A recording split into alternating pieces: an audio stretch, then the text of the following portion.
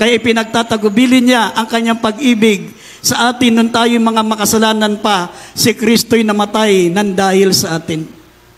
Kaya huwag niyong baliwalain ang pag-ibig ng mahal na Panginoon. Tandaan po natin, maminamahal, kung hindi namatay ang mahal na Panginoon Kristo, ano na kahinatnan natin? Saan tayo tutungo? Lahat ng mga bagay dito sa lupa mapaparam. Lahat ng kayamanan mo sa lupa, hindi mo madadala yan. Anytime magkaroon ng lindol, anytime magkaroon ng volcanic eruption, magkaroon ng gera, maminamahal, buti pa yung gera noon, panaan lang, sibatan lang, itakan lang. Ngayon, pindutan na lang ng nuclear bomb. Pag pinindot yung makaligtas ka man sa nuclear bomb, yung radiation hindi ka makaliligtas. Yung pinakausok niya, yung pinaka-radiation ng nuclear bomb. Ngayon, saan tutungo ang tao? Saan tayo tatakbo? Ngunit, sabi ng Biblia, ngunit salamat sa ating mahal na Panginoon Kristo. Dahil kay Kristo, may pag-asa tayo. Meron tayong buhay na walang hanggan. Sa piling ng Diyos. Ang mga tao dito, maminamahal, sa sanlibutan, ayaw maglagak ng pananampalataya. Wala silang kahantungan. Kahit sila pa ang pinakamatalino, pinakamayamang tao sa balat ng lupa, walang pwedeng makapagligtas sa kanila. Sabi ng Kawikaan 11:4, ang kayamanan sa panahon na kapuotan ay hindi makapagliligtas sa kanila. Ngunit, ang katwiran sa pananampalataya kay Kristo ang makapagliligtas lang sa atin. Ay, idagdag natin ito, Proverbs 11 verse 4.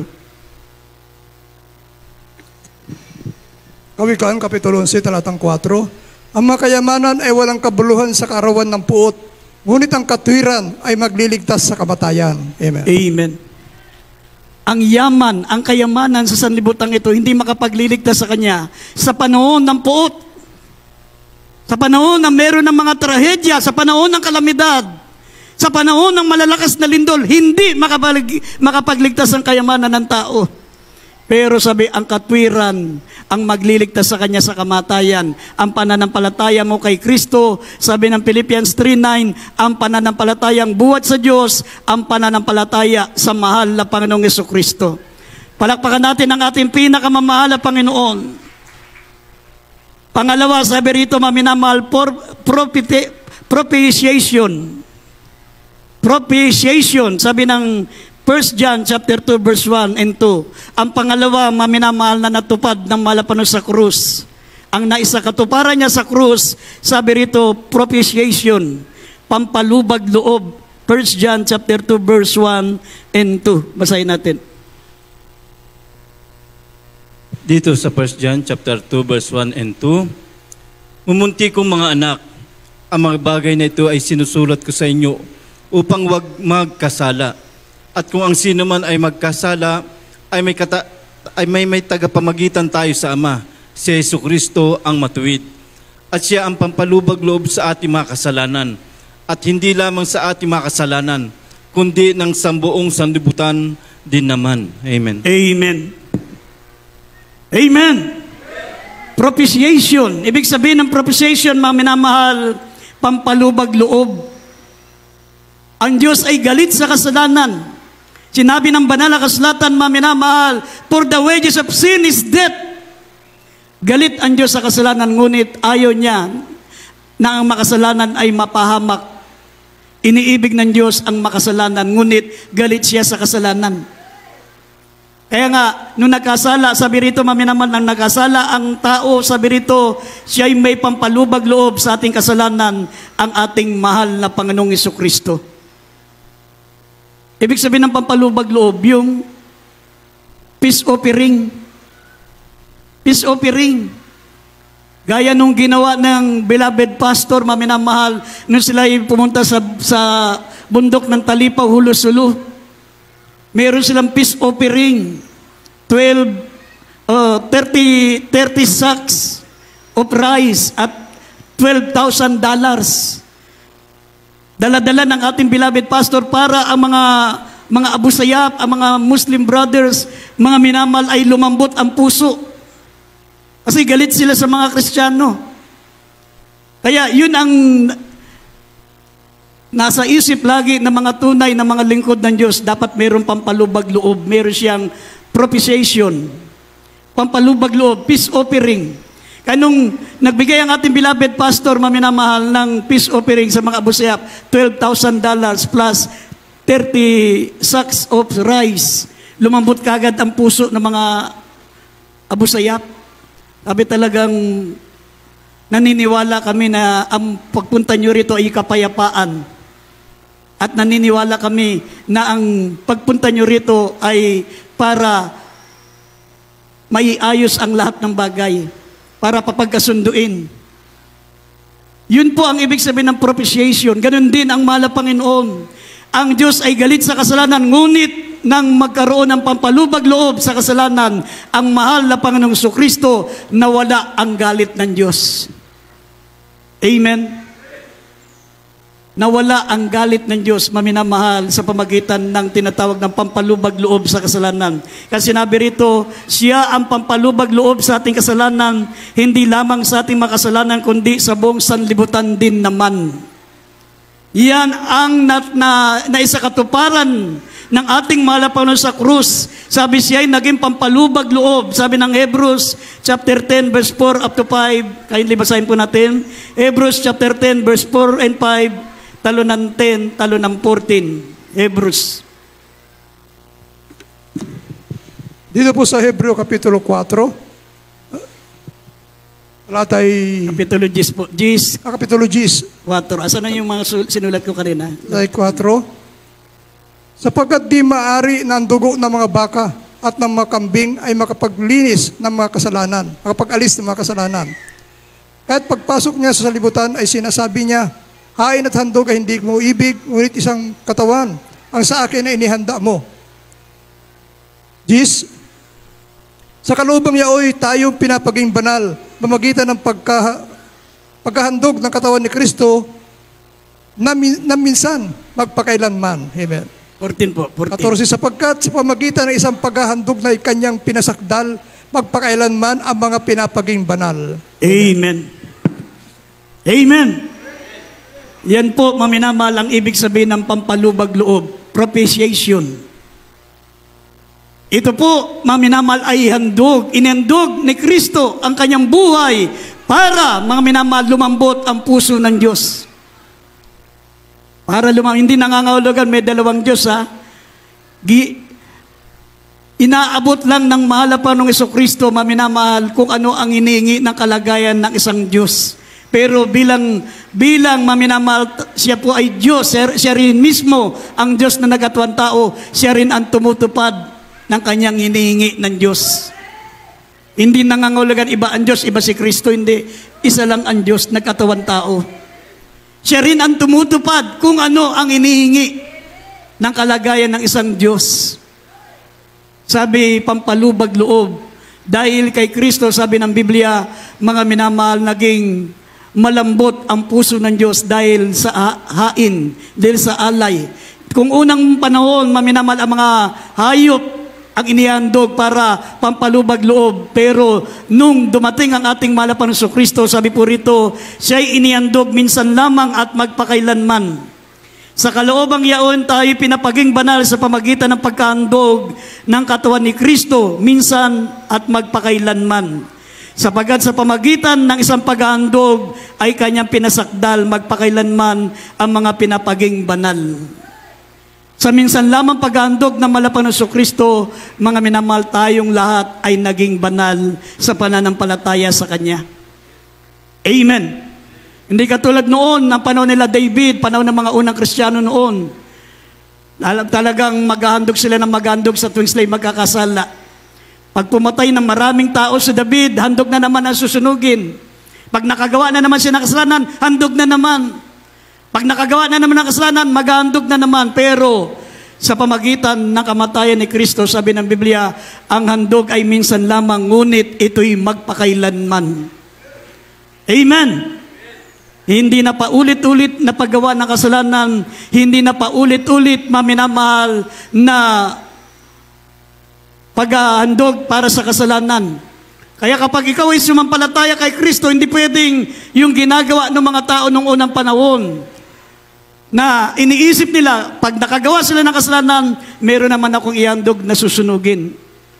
Hindi. Once na ikaw ay lumapit na kay Kristo, hindi mo pwedeng ulit-uliting gumawa ng kasalanan. Si Kristo ay minsan lamang inihandog. Sabi ng Hebrews chapter 6, verse 4 up to 6, kung bumabalik ka sa kasalanan, muli mong ipinapako si Kristo sa krus. Hindi pwedeng ulit-uliting ipapako si Kristo sa krus. Kaya nga, hindi pwedeng ulit-uliting gagawa ka ng gagawa ng kasalanan para ihandog uli si Kristo. Si Kristo ay minsan lamang inihandog at ito'y magpakailanman. Once na ikaw ay nag-decide na sumunod kay Kristo, huwag ka nang bumalik sa kasalanan. Pag bumalik ka sa kasalanan, muli mong ipinapako si Kristo sa krus at wala ng Kristong iahain pa para sa iyong kasalanan. Basahin natin Hebrews 6, dagdag natin Hebrews 6, 4 up to 6, tsaka sa Hebrews 10, 26. Dito po sa Hebrews chapter 6, verse 4 up to 6, sapagkat tungkol sa minsang naliwanagan at nakalakasap ng kaloob ng kalangitan at nakabahagi ng Espiritu Santo at nakalasap ng mabuting salita ng Diyos at ng mga kapangyarihan ng panahong darating. At saka nahiwalay sa Diyos ay di maaring baguhin silang muli sa pagsisisi. Yamang kanilang ipinapakong muli sa ganang kanilang sarili ang anak ng Diyos. At inilalagay na muli siya sa hayag na kahiyan. Hebrews 10:26. Dito sa Hebrews chapter 10 verse 26, sapagkat kung ating sinasadya ang pagkakasala, pagkatapos na ating matanggap ang pagkakilala sa katotohanan, ay wala nang haing natitira pa tungkol sa mga kasalanan. Amen. Amen. Amen. Once na maminamahal, tinanggap mo na si Kristo bilang sariling tagapagligtas, huwag ka nang magpaulit-ulit sa paggawa ng kasalanan. Wala nang hain, sabi ng Biblia, wala nang haing natitira pa tungkol sa kasalanan sapagkat sabi ng Biblia, si Kristo'y inihandog lamang minsan at ito'y magpakailanman. Hindi pwedeng babalik ka sa kasalanan dahil iniisip mo, meron pa ring ihandog na kasalanan. Sabi ng Biblia, muli mong ipinapako si Kristo sa krus. Pag sinasadya mo ang paggawa ng kasalanan, hindi sinabi na hindi ka na magkakasala bilang Kristiyano, maminamahal. Pero iba yung sinasadya. Alam mong masama, ginagawa mo pa rin. Iba yung hindi sinasadya, iba yung natukso ka lang, iba yung natukso lang. Para kang, yung natukso lang, para kang yung tupa na nahulog sa putikan. Yung tupa na nahulog sa putik, nagpipilit yan umahon. Kasi ayaw niya ng putik. Ganon ang mga Kristiyanong nagkasala na hindi sinasadya, yung natukso lang.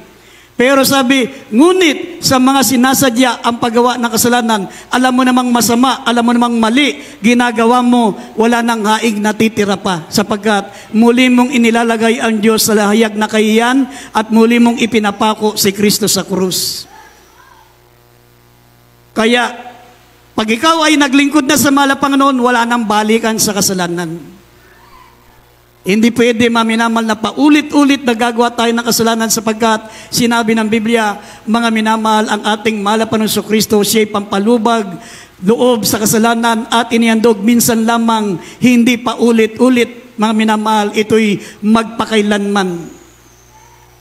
Kaya nga, kung ayaw mo na ikaw ay kasamang parusahan sa impyerno, mag-decide kang tumalikod sa kasalanan, maglingkod na sa Diyos. Dahil sabi ng Biblia, ang mga liko ay hindi pwedeng magmana ng kaharian ng langit.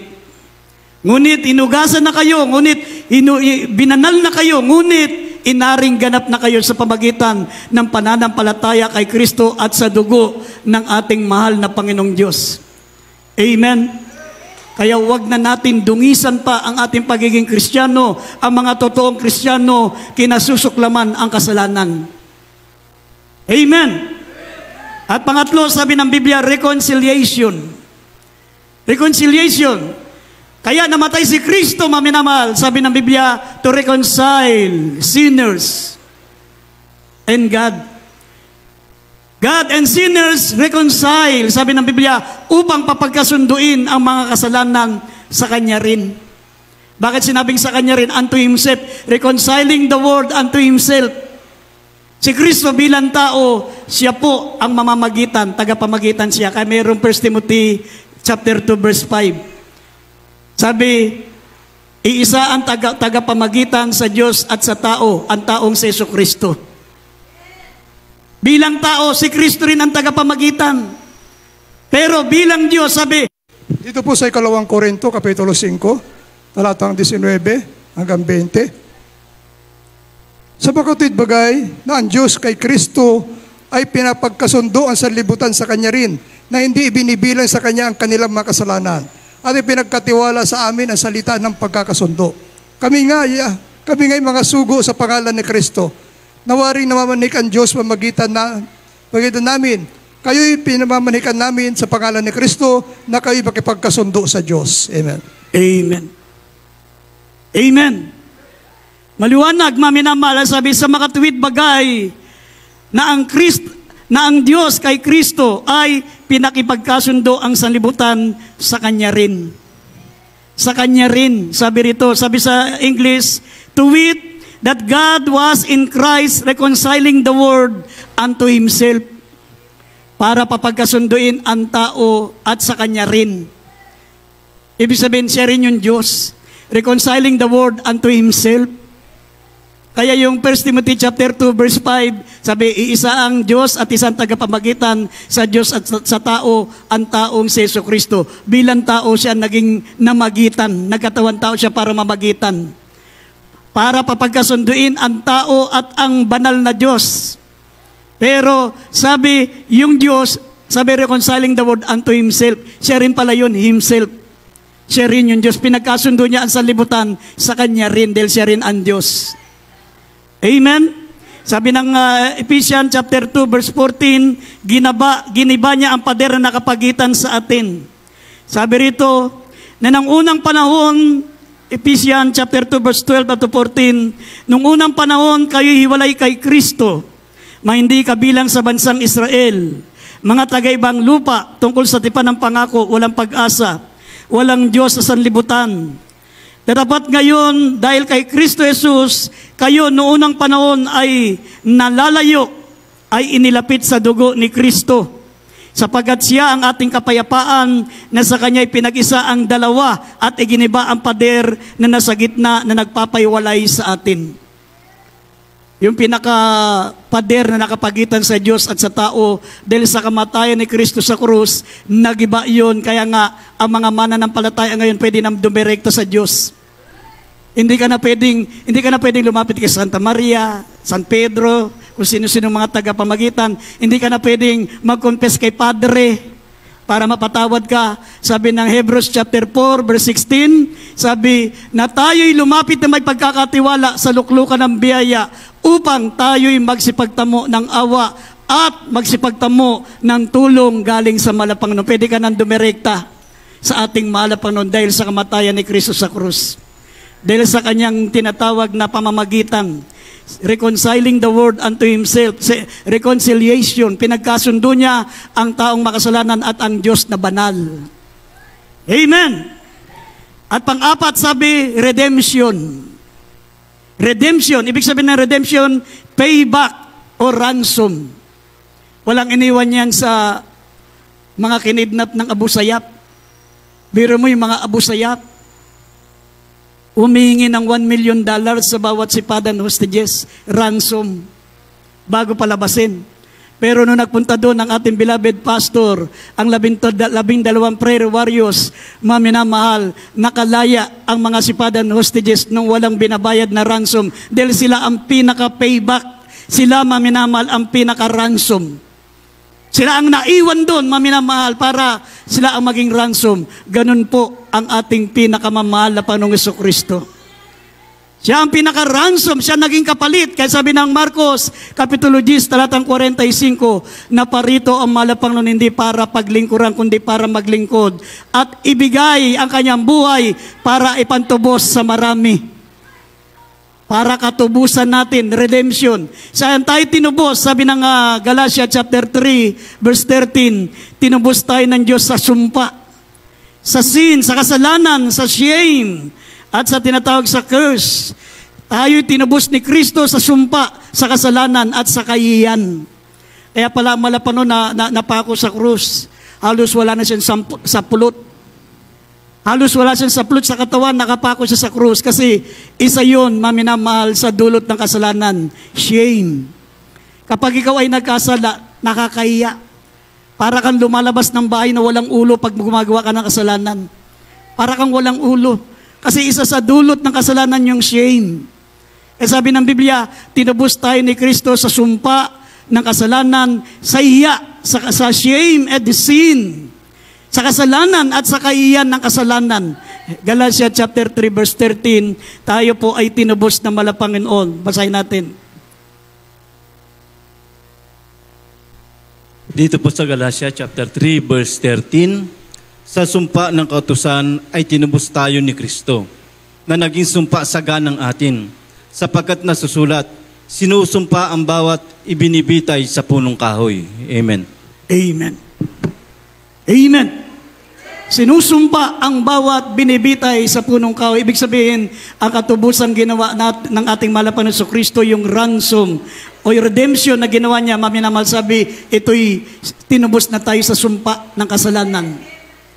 Tinubos na tayo sa sumpa ng kahihiyan.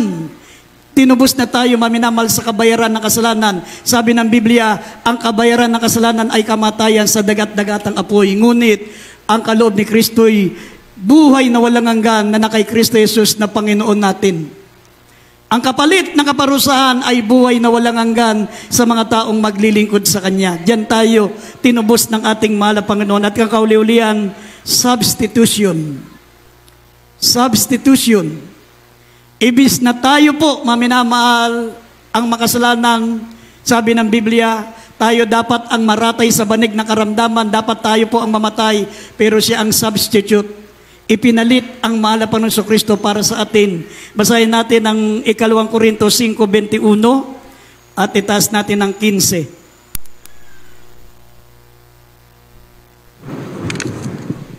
Dito po sa 2 Korinto, Kapitulo 5, talatang 21, at akyat ng 11. 15 po, 15. 2 Korinto 5:21. Yung hindi nakakikilala ng kasalanan ay kanyang inaring may sala dahil sa atin upang tayo maging sa kanya katwiran ng Diyos. Dito po sa 7:15. At siya namatay dahil sa lahat upang ang nangabubuhay ay huwag nang mabuhay pa sa kanilang sarili, kundi doon sa namatay dahil sa kanila at muling nabuhay. Amen. Amen. Amen. Kaya intindihin natin yan, maminamahal. Ang kauli-ulang katuparan na ginawa ni Kristo sa krus, yung substitution. Siya na walang sala ay inaring may sala dahil sa atin. Imbis na tayo po ang may kasalanan, sabi, siya ang itinuring na makasalanan. Siyang walang sala ay itinuring na may kasalanan dahil sa atin. Ipinalit siya sa atin. At ang sabi ng 2 Corinthians 5:15, nabasa natin na siya ay namatay para sa atin, para lahat ng dahilan ng kanyang kamatayan ay wag nang mabuhay para sa kanyang sarili, kundi mabuhay na lamang sila doon sa namatay ang ating mahal na Panginoon. Ibig sabihin, pag Kristiyano ka pala, ikaw ay tinubos ng mahal na Panginoon, hindi ka na dapat nabubuhay sa sarili mo.